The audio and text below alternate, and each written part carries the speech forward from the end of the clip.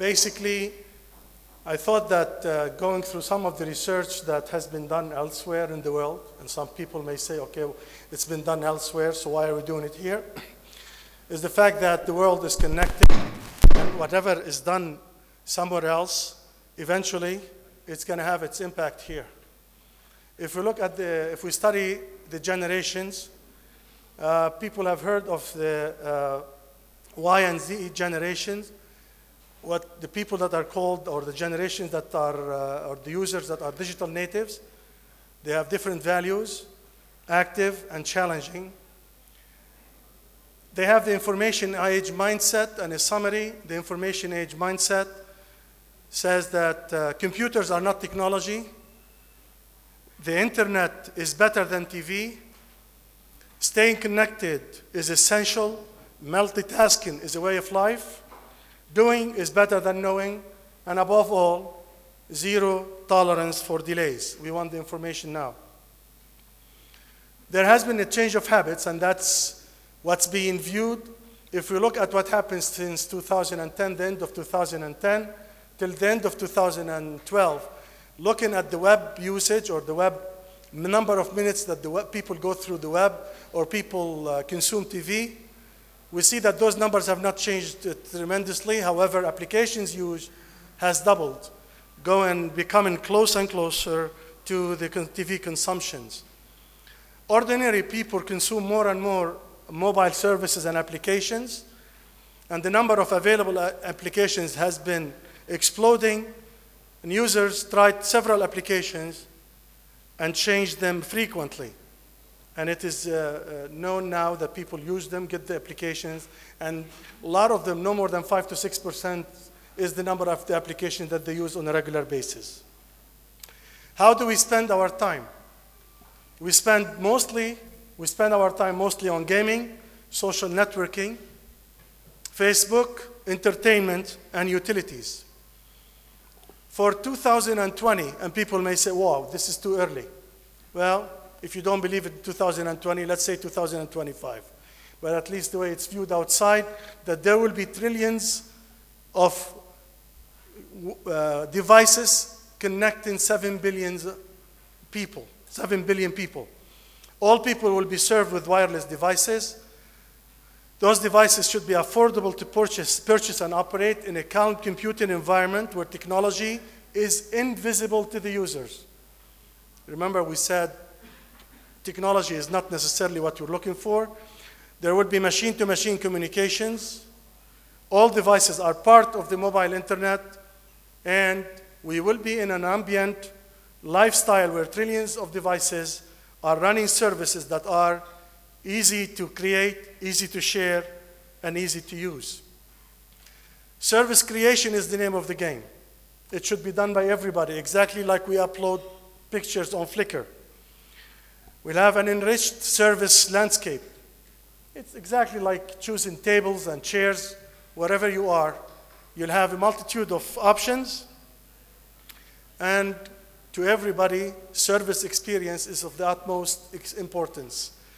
We should be looking better for efficiency and experience and less for layers and generations.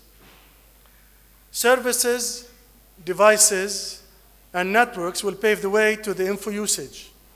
What is already clear, and it should be clear to everybody, is that mobile internet should not and will not be a network of sight.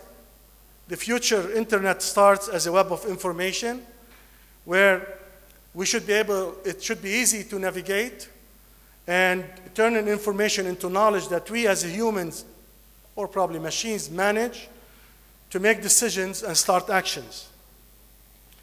Radio communications in this world will become very pervasive. I will talk about a couple or few technology trends. One is the ultra-dense deployment, or what we call the disappearing cells. People are going to challenge this. Second is the Internet of Things, or the disappearing technologies. We'll get to the point where we have anytime connection, anything connection in any place. The third is what's called the RAN virtualization, or the rise of the cloud RANs, where we will have access. We do not necessarily have RANs available specifically to us, but we will have them remotely, or basically cloud RANs. Let's not forget that we will be coming into the disappearing smartphone screen and the appearance of smart glasses and smart watches. Mobile will become our sixth sense. Could always challenge this. Machines do what people or what humans do not do. Machine to machine is all about helping humans. It's about the real-time big data and its availability to collect, analyze, and make decisions and initiate actions.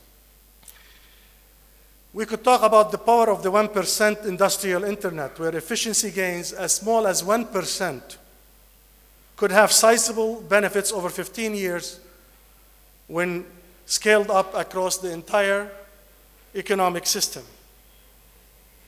Some predictions: the capillary embodiment of machine-to-machine, Zigbee, will never reach critical mass due to the lack of already deployed infrastructure. However, lower power Wi-Fi will scale very quickly. 2, with some exceptions, and operators are going to be mad at me here, operators will miss out again on the opportunity to become a true service provider.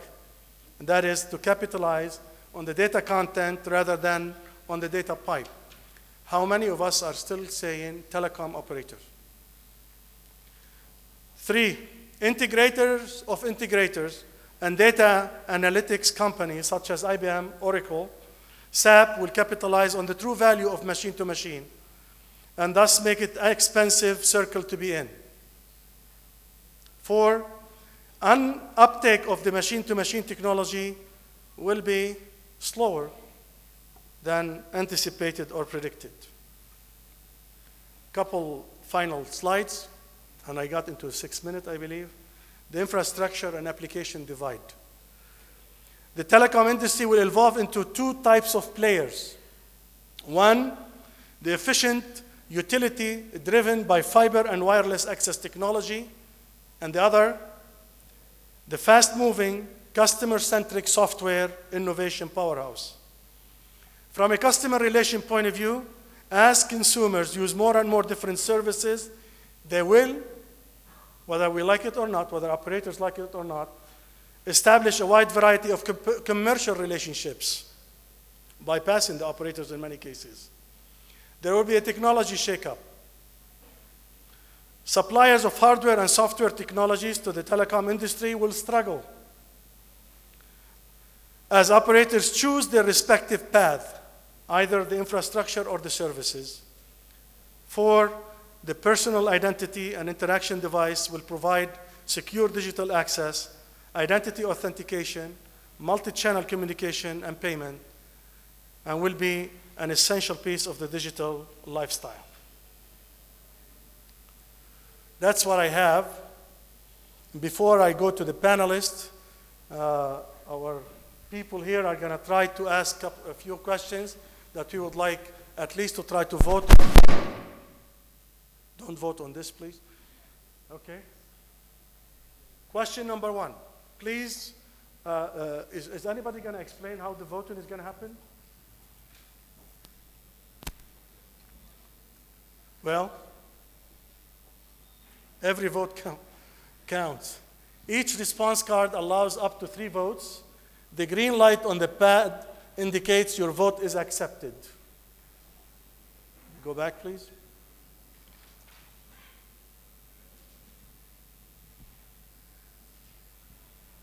Let's take only 2017.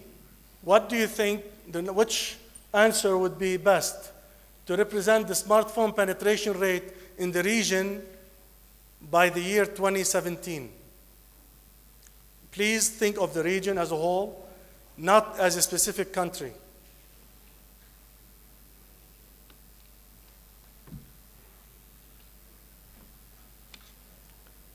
A, 30%, B, 40%, C, 50%, and D, 70%.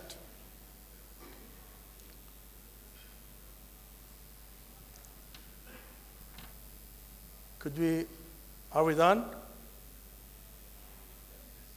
Okay. Next, please.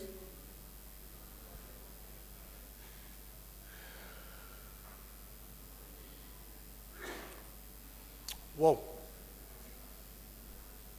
Just to let you know that it is not the result of the research. The research shows that in the region, more or less 30% will continue to be the number as a whole.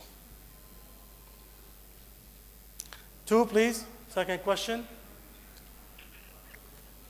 4G and LTE networks are currently being introduced in the region.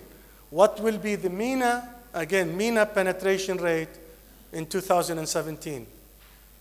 A, 35%, B, 25%, and C, less than 10%.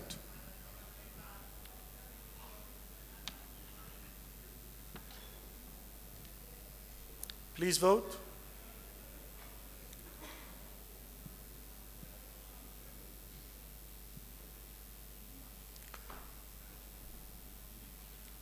Done? Anybody still voting? Okay. Please. Oh, sorry, time. I should know that. We're done. Less than 10%, 50%,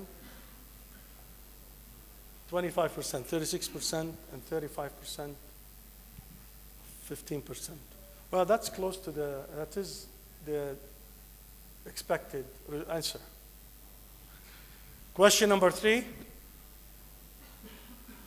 What is the expected number of wireless devices that will serve the world population? Oh, we answered this question, didn't we? Of 7 billion people in 2020. 7 billion, 70, 700, or in the trillions. You have the 30 seconds.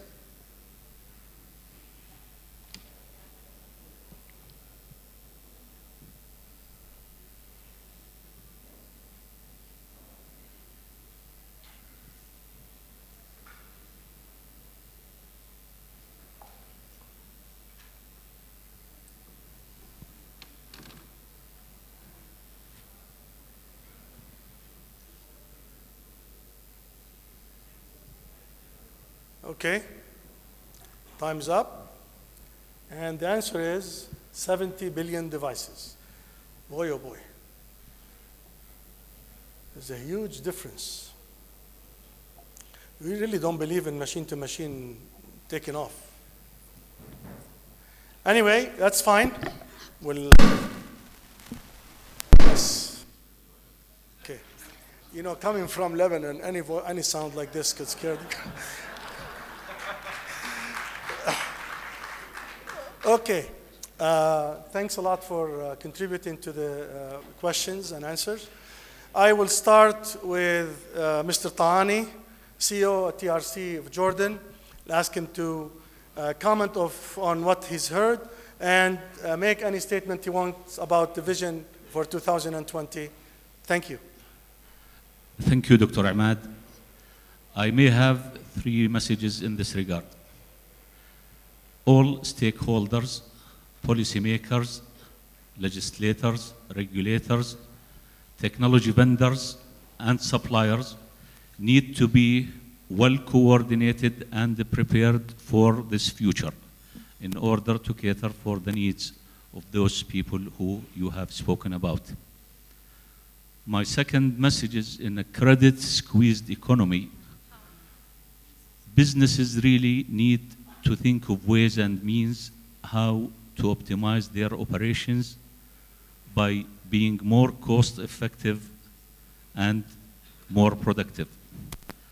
And the last one is, without the proper socio-economic stability in the country, socio-political stability in a country, I do not believe that what we have seen will ever flourish.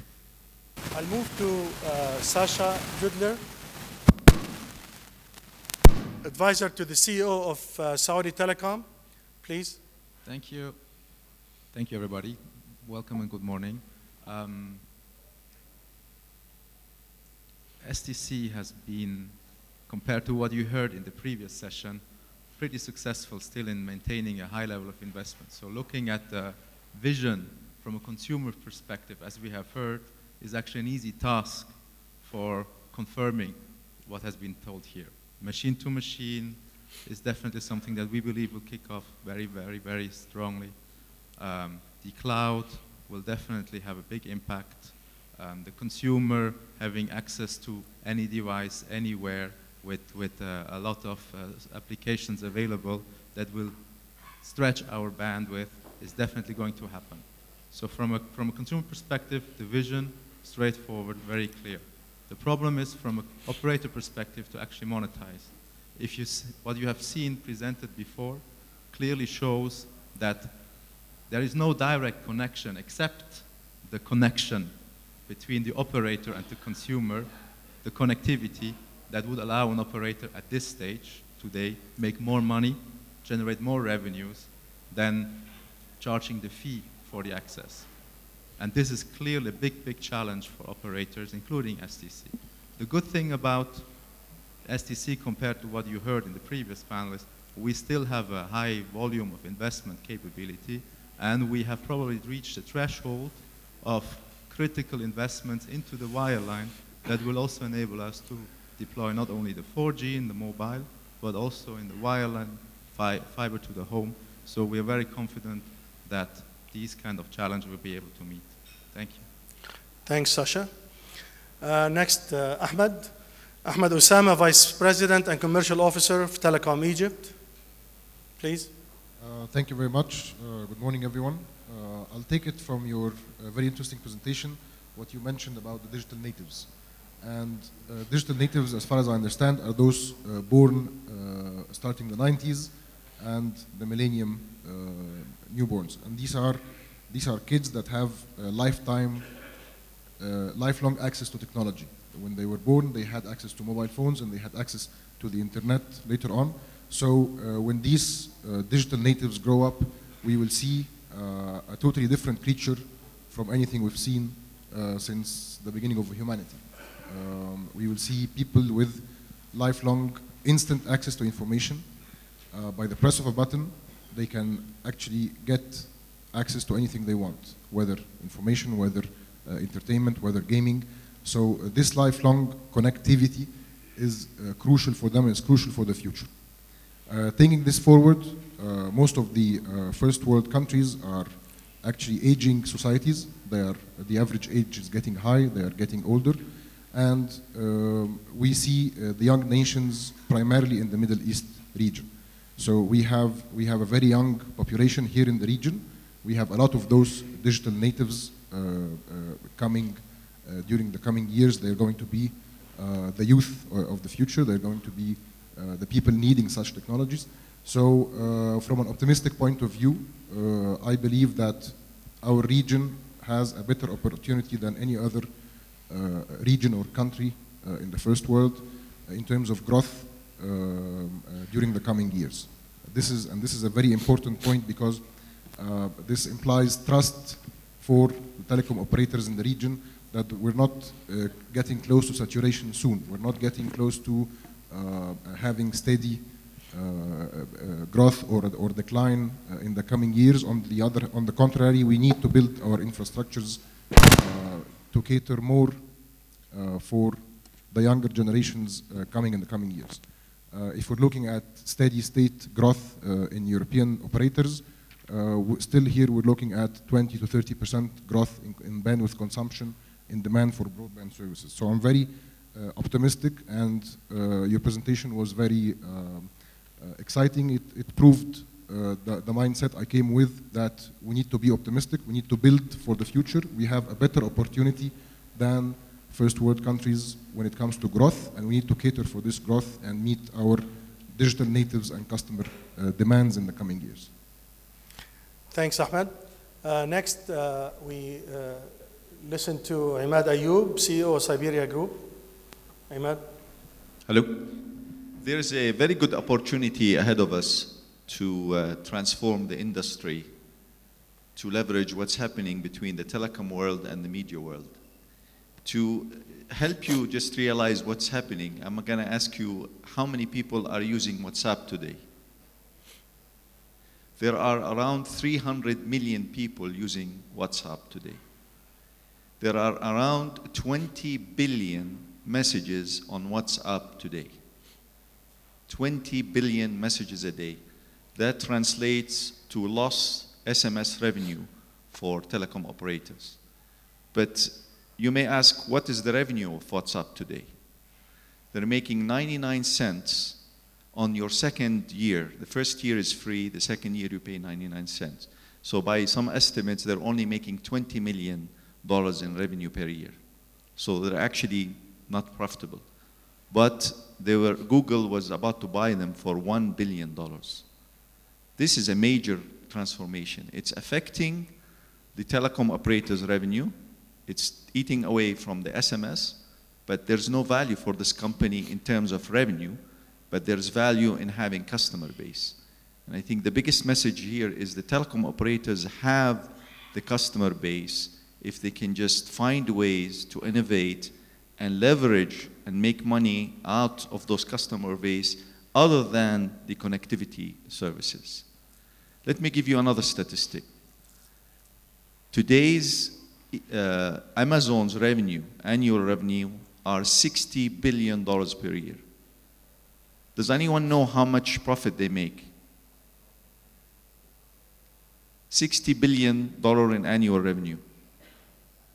I think you'll all be surprised to know that they make no profit.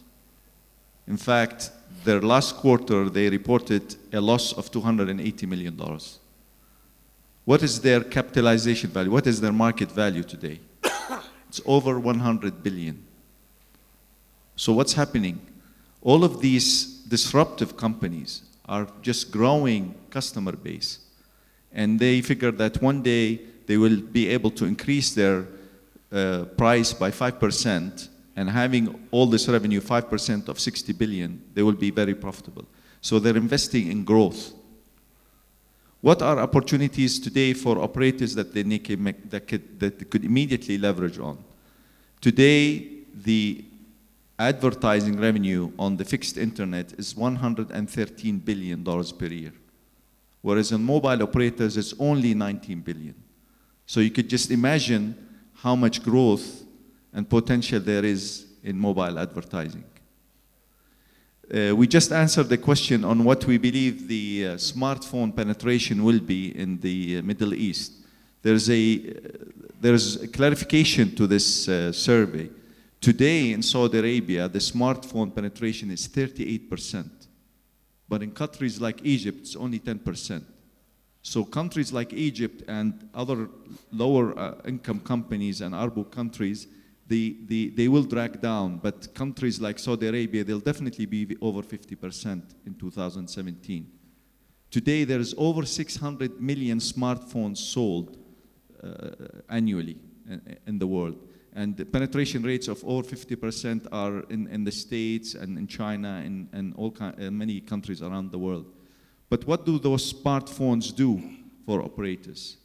As Ahmed Hanande said this morning, the mobile operator today, on average, takes 200 megabytes per month, but is expected to use 2 gigabytes per month in 2017. So that means that the telecom operator has to invest very heavily in infrastructure to meet this. And in order to make revenue and keep the ARPU going, they have to innovate and they have to invest into companies that are disrupting the world so that they can continue on. Thank you. Thanks, Imad. Last but not least, Tarek Saadi, President of Ericsson North Middle East Region. Tarek. Thank you, Imad. Good morning, everyone. We're talking in this panel about the future trends, and we foresee 3 main trends. The first one is that everything that benefits from being connected will be connected. The second trend we are seeing is that all these connections are going mobile and mobile broadband. Maybe I should mention a few numbers to emphasize this point. In Q1 alone, we saw that there is 20 million connections over LTE globally. We project that this number will be 2 billion in 2018 out of 9 billion connections overall for that year. The third trend that we are seeing is that the cloud will play an even bigger and more prominent role in this new concept of network society that we talk about at Ericsson. All this together is driven by the demand for going mobile and the fact that there are devices out there that are enablers for people to connect and to move the internet into the mobile arena.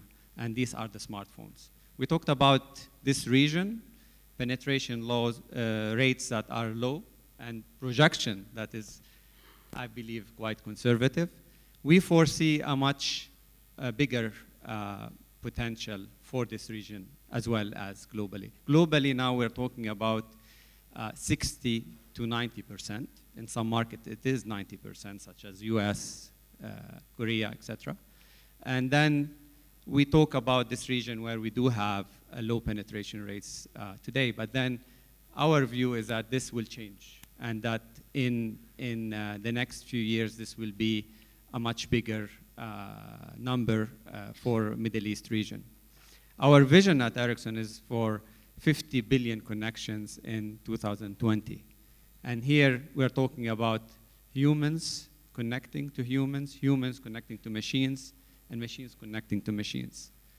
I'm very excited about gadgets and different devices that are out there, and so are many of us, and so many, especially young people in around the world, in the Middle East and the rest of the world. And there are so many exciting things. You talked about the Google glasses, for example. I'm wearing one such device called Jawbone. It collects information on my movement, on my sleep, tells me how many calories I'm burning every day. How am I living my life? Is it a healthy lifestyle I'm carrying on, or is it that I should do more? It prompts me when I'm inactive. All this is done through a computer that is on my hand and talking to my telephone. Machine is talking to a machine. So many exciting things that are happening, and I foresee that the future will be even more exciting. Thanks, Tarek.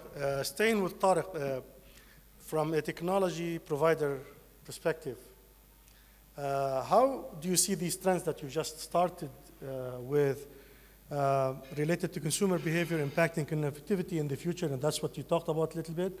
But how does this change in customer behavior or consumer behavior impact the operator landscape?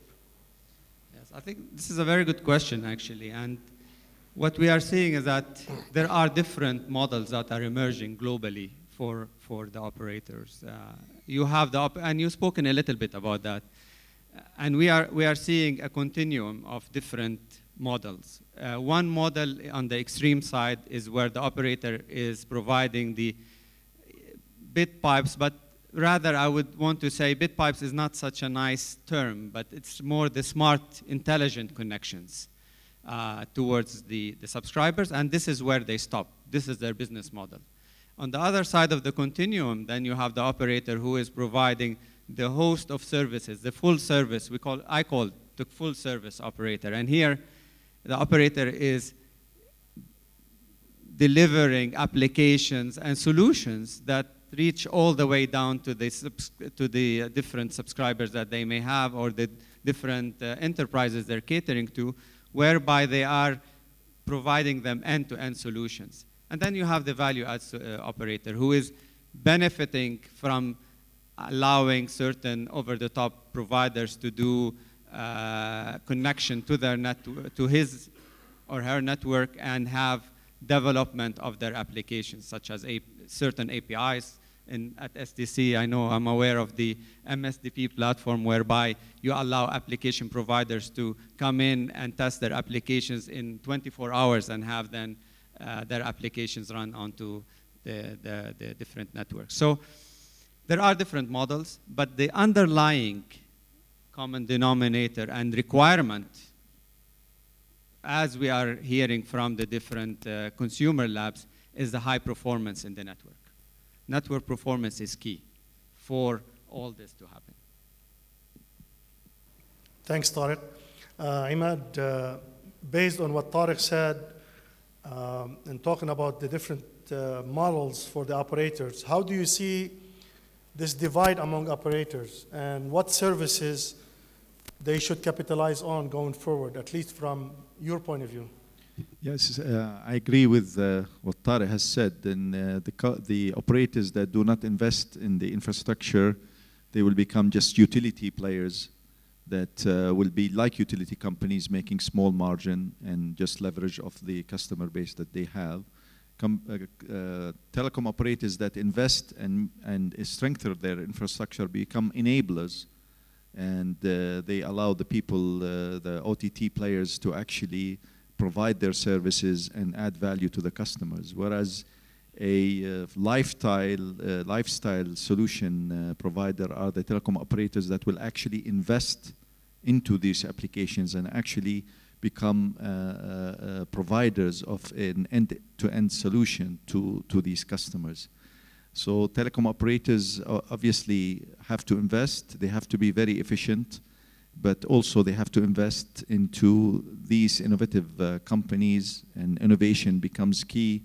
And they have to invest outside, because telecom operators are inherently, they don't have in their DNA the risk-taking and the investment and the mechanisms for actually coming up with these new ideas. And they are being thought of in garages, in people's bedrooms, not in companies. So working with incubators like Plug and Play, like Oasis 500, and investing with them and having portfolio of management becomes a very key part for the continued vision for these operators.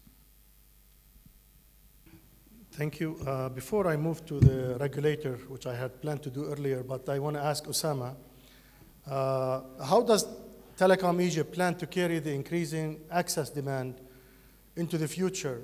And at the same time, I'm going to ask another question, and that is, with the advent of big data and the geographic position of Egypt, what expected role do you see for Egypt in expecting to carry regional and international traffic? Thank you for this excellent question. Telecom Egypt is actually well positioned to build the infrastructure for the future. As I said, our region is a very young region. Egypt is a very young population. Half of Egyptians are under the age of 25. We are over 80 million people, around 90 million mobile subscribers, 30 million internet users, 23 of which are unique users on YouTube, 12 million are on Facebook. And in spite of that, we are still a growing nation. We have 1 million university graduates, school graduates every year, and 300,000 university graduates every year. The opportunity is big. Telecom Egypt plans to cater for this demand. For so many years, Telecom Egypt has been deprived from some of the telecom services, including mobile, and has been only active in the fixed voice and data domain. Currently, it's the only fixed operator in Egypt, and in the data domain, it has, for the fixed broadband, has around over 60% of the fixed broadband market share. We plan to get in the mobile domain because we cannot, we actually don't see the difference in telecom services between fixed and mobile. The difference between the two is actually being removed, and you will end up being a service provider, a customer-centric service provider, providing telecom services to your customers, no matter what the access media is, whether fixed or mobile. We plan to continue building our fixed infrastructure. We shorten our local loops continuously using smart aggregation units. In new builds and new campuses and compounds, we're deploying fiber to the building and fiber to the home. We plan we're very persistent on going into the mobile services, and we plan to entangle our customers, reach our customers at home and at the office using high-speed connections, and while on the move using mobile services. We're very excited about that, and we're planning aggressively in this direction for the coming period. The other part of the question was about Telecom Egypt's position in carrying regional traffic. Egypt has an advantage, a God-given advantage of its unique geographic position with the Suez Canal, its central location in the world. It has been the center of transporting goods from the east to west during the past 600 and several hundred years. It has the same advantage and unique position when it comes to submarine cable systems. 100% of the submarine cable systems connecting the east to the west pass through Egypt. If we put in the terrestrial part, that's around 70% of the total fiber optic systems connecting the east to the west.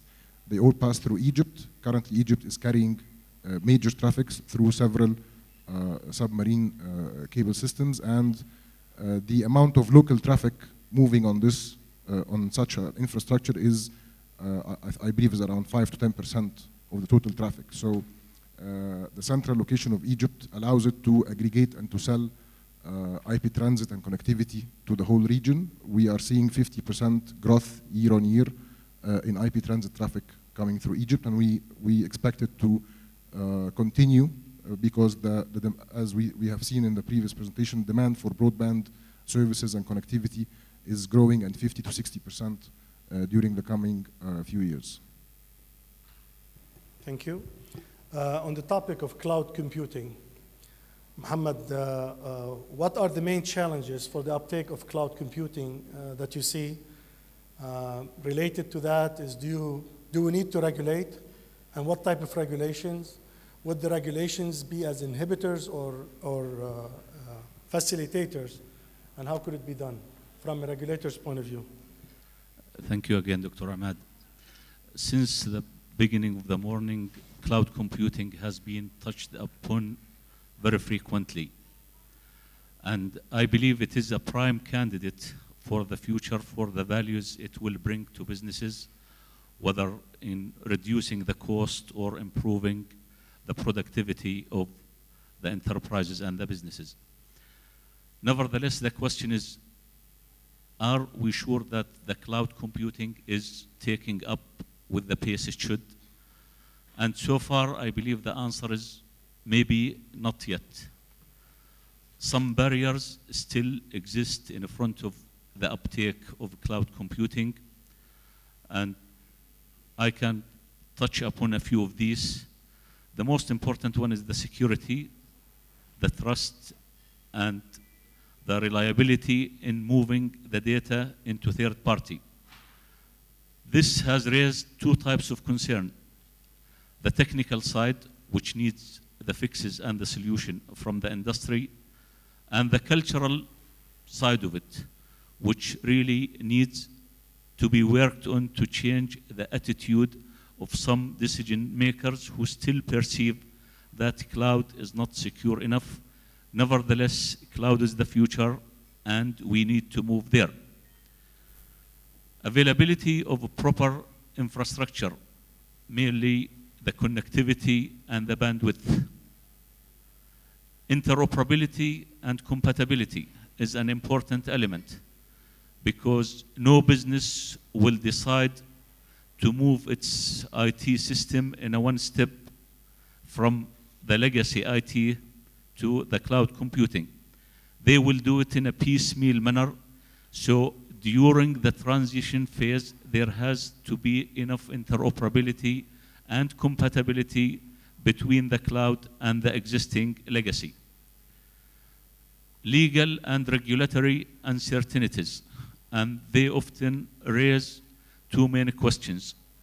Who owns the information, and what are the consequences of the trans-border nation of the cloud? One other important issue actually is the proper characterization and treatment of the cloud. Is it a telco service? Is it an IT service? Is it a media service? Do we really need to regulate it? And the answer to this question is, like many other regulatory questions, is it depends. Looking at the cloud market, we can split it into three main categories. The cloud service provider, which has the contractual relationship with the end user. The cloud infrastructure provider, which may have some kind of commercial relationship with the cloud service provider, and the telco service provider. When we look into each and every one of this, we need to consider the existing legal and regulatory frameworks and their amendments from time to time, the current cloud services and their possible evolution.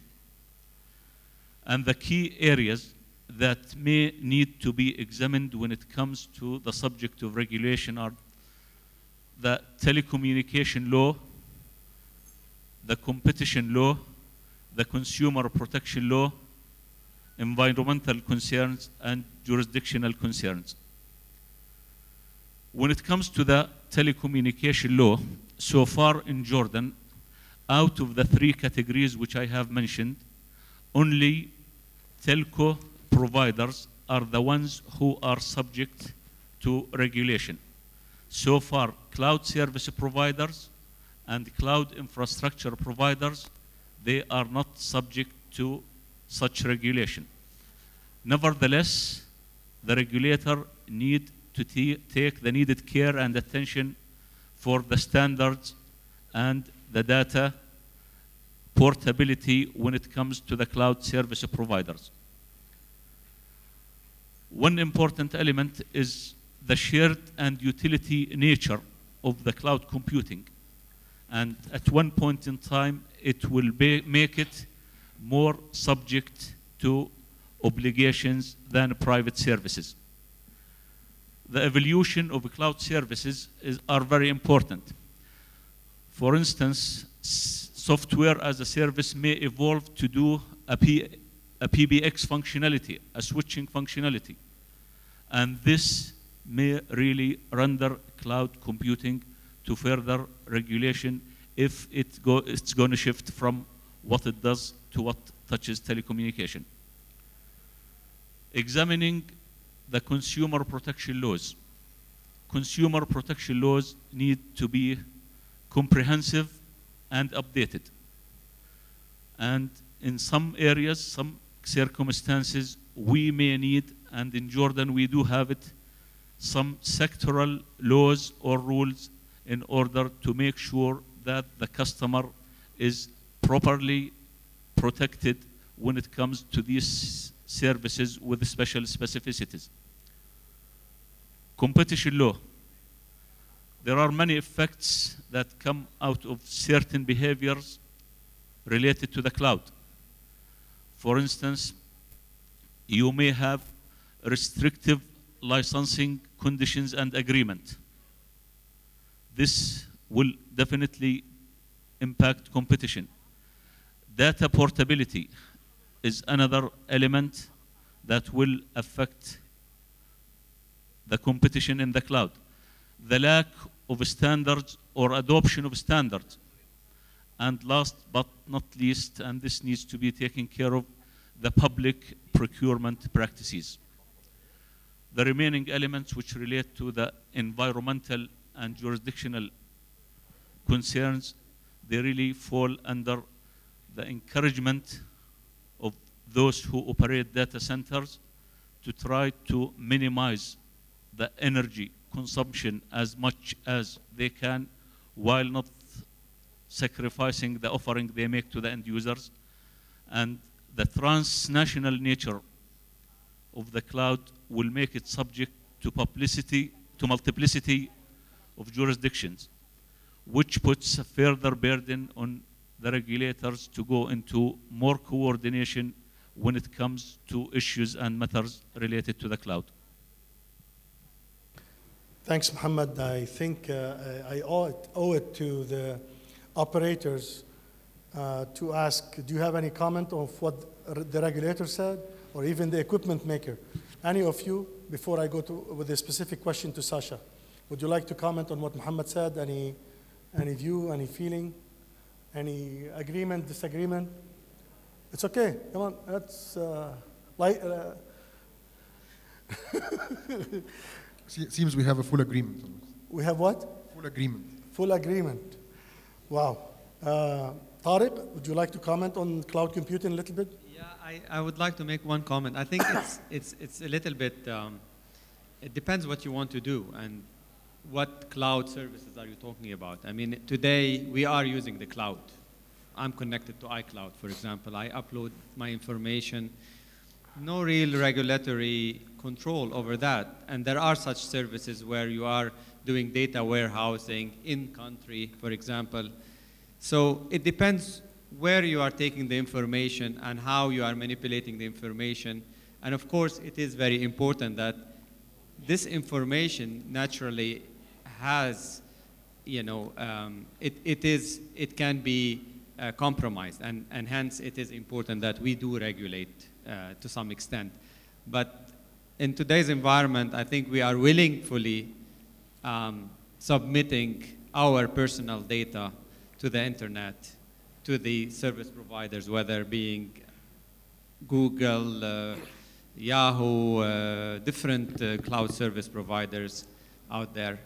And then becomes the question, how do you regulate that if you are consensually providing information? I think the issue here is when you are providing information, but you're not really in control of what happens to that information down the stream, then becomes a question of regulation and of course, consumer protection and user protection. Imad? I actually would like to share a story how the first internet company we started and how that worked in terms of regulation. When we wanted to launch Nets, the first email and BBS service provider in '93, we did not know if the law will allow us, if there is any regulation that will allow us to launch our services. So my partner, Yazan Mufti, had some good connections at Jordan Telecom. And he went and consulted with a few people there. And the advice was, don't ask and launch. There is no regulation that will enable anyone to stop you. And that's how we launched the first internet service in Jordan. And by that time, just to show the relevance, we were debating at the board whether it was worth to get a 9.6 kilobit lease line connection and whether there is enough requirement in Jordan to fill the 9.6 lease line connection. So in general, I think all these services are usually far advanced before the regulators can actually tap into them. Just like Tarek said, everybody uses, or a lot of people use iCloud, and there's no regulation anywhere that can slow it down, I think. Opening the opportunity for more questions, but before I do that, I would like you to prepare your questions. We'll ask one or two questions here at the panel, on the panel, and then we'll go to you for questions from your side. Sacha, I don't know if you want to comment on cloud computing, but international statistics show that telecom operators are lagging behind TV broadcasters, and video time is being filled out by OTT offerings. How do you see this catch-up game between operators and OTT players in the region? Thank you. First, to comment on the cloud, and actually it's very much interlinked to your second question. We feel that the cloud, as well as OTT, we're currently fully embracing. Whatever fills our broadband network, we're actually very welcome and very happy to have it on our networks. The growth in Saudi Arabia on mobile broadband is tremendous, and we are trying to capture as much as we can. SCC had a little bit of a hiccup in the first, let's say, few years of the 3G boom, and we definitely don't want to miss out this time.